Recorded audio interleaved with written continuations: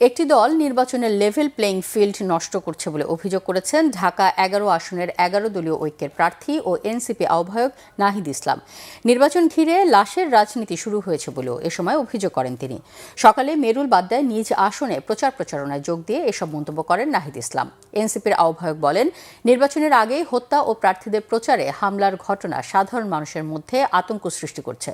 নির্বাচন কমিশনকে level playing field নিশ্চিতের আহ্বান জানিয়ে নাহিদ বলেন, বল প্রয়োগের রাজনীতি করে নির্বাচনকে প্রভাবিত করতে চাইলে তা প্রতিহত করতে প্রস্তুত রয়েছে ১১ দলের নেতাকর্মীরা।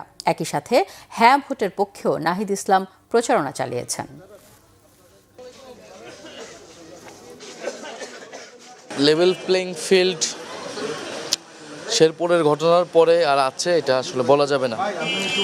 এক ধরনের নিরাপত্তাহীনতা, হুমকি, এগুলার সম্ভাবনা রেখেই আমরা মাঠে নামতেছি।